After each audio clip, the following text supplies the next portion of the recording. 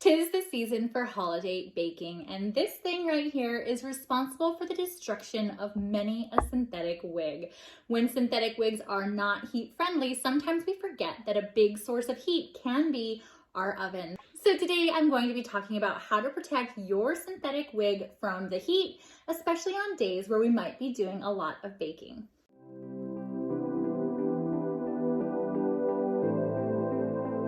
Welcome to the Wiggy Woman. The holidays are stressful enough. The last thing that we want to worry about is our hair. So I wanted to do a tutorial on how to protect your hair from the heat, because a lot of times we don't even realize that the heat of our oven could be hot enough to damage a synthetic wig.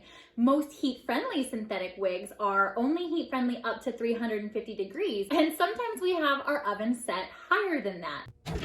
But for your synthetic wigs, that initial blast is definitely enough to singe and scorch the fibers. So let's talk about how to protect your hair from the heat.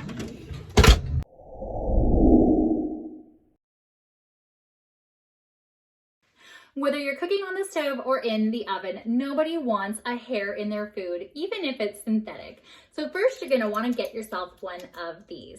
This is just a regular claw clip, and these are great for holding back synthetic wigs or wigs in general when you want your hair out of your face. But that's not really gonna help if your wig has bangs or any of these face framing layers that maybe are going to be exposed to the heat if you were to open the oven door. So let's talk about how to protect those parts of your wig from the heat.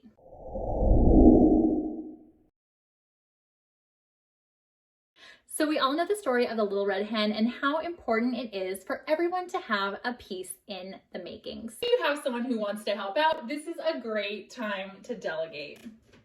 Just make sure he's not wearing your favorite wig. Yeah.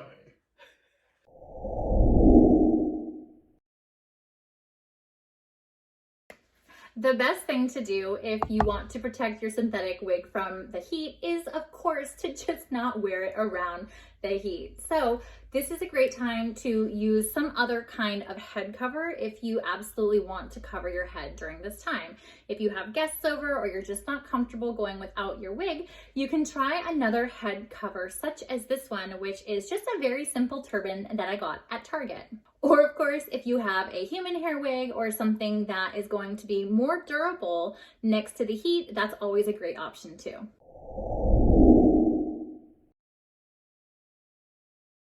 You can also use something like this scarf bonnet where you can pull all of your hair, including your wig, up out of your face and safely protect it behind the material that's in the bonnet. This could still leave your wig to be vulnerable with that first blast of heat that comes out of the oven, but it's definitely going to be more protected if it's behind another layer of fabric that can help diffuse the heat and protect your strands. This is a great way to go if you don't want to go without your wig, but you also don't have somebody who's going to be able to go in and out of the oven for you.